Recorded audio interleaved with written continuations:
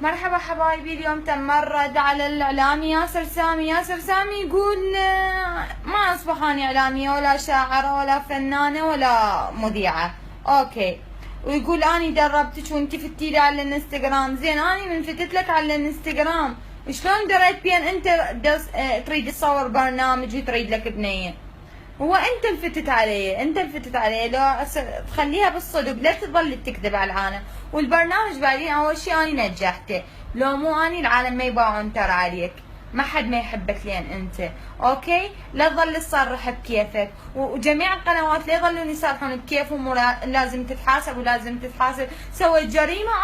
اني ما سويت جريمه، مجرد سويت مقلب اني وصديقاتي. ليش حارقين قلوبكم؟ شنو ماتوا وراي العالم؟ ماتوا وراي مثلا؟ ما حد ما مات وراي، عادي. ترحموا لي، اكو ناس ترحموا لي، اكو ناس غطوا علي، عادي اتشرف. وارجع واقول لك مو انت اللي تقيمني ولا الناس بتاعتك اللي يقيموني، جمهور هو اللي يقيمني، الناس اللي تحبني، لان اني الفضل الي، اني نجحت البرنامج. وبعدين انت من تقول البرنامج صورناه باسبوع، شو وقت لحقت تدربني؟ شو وقت لحقت تدربني في دول الله؟ والله انت لا لحقت تدربني. اني كان عندي موهبه شعريه، واني صرت جريئه قبال الكاميرا وما خفيت. وبعدين كل شيء انت ما سويت لي. اوكي، كل شيء ما سويت لي.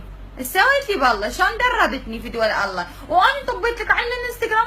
كافي كذب، كافي تكذب، كافي تشوه صورتك قبال العالم. ترى عيب والله، انت اعلامي ومعروف